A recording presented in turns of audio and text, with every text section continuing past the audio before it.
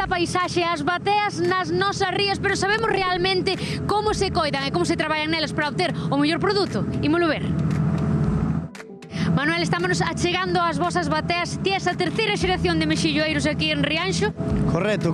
Isto xa empezou o meu abuelo, continuou o meu pai e pois eu agora estou incorporándome ao que é ao legado familiar. Ahora mismo en Galicia só hai 2 polígonos nos que se pode extraer emisión, un deles é este, pois estamos realizando outras tareas de mantemento que tamén son moi necesarias, entonces ao final, ao largo dos 12 meses do ano sempre temos traballo. Manuel, estamos na primeira batea. Que imos facer aquí?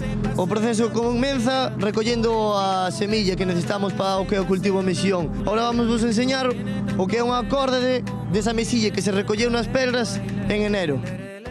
Mi madriña, pero isto canto pode pesar, Manuel? Bueno, pois entre 150 kilos e 300 kilos, non? É a semilla que recollemos no litoral a principios de ano.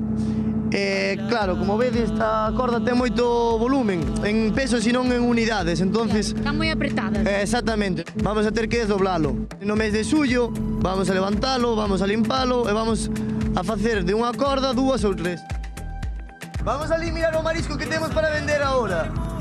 Manuel pai, como manda o rapaz, Bueno, pois é un orgullo que teña tanto interese, que este ten implicado.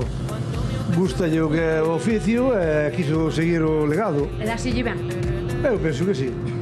Este xa é adulto, xa está gordecho.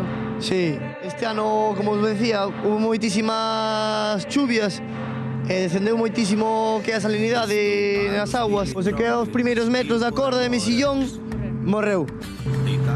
E xusto este ano, que levábamos xa polo menos 3 primaveras en que o mexillón non engordaba, non? Levábamos 3 anos de baixos rendementos e este ano, pois por agora, a verdad que estaba nun rendemento bastante óptimo, está respondendo moi ben o produto. E o da toxina, que ao mellor moitas veces así asústanos cando escoitamos hai toxina, digamos que é un proceso natural tamén do mar, non? Sí, realmente o que é a toxina é un exceso de fitoplancton nas aguas, entonces o marisco, como hai tanto alimento, volvese, bueno, en certas cantidades tóxico, non? Sanitariamente e por precaución, pois cerranse os polígonos e non se pode ter o que é o marisco.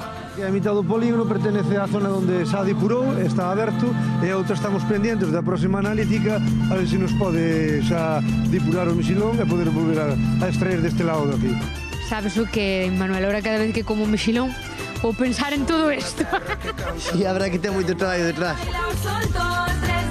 Às 3 da mañá.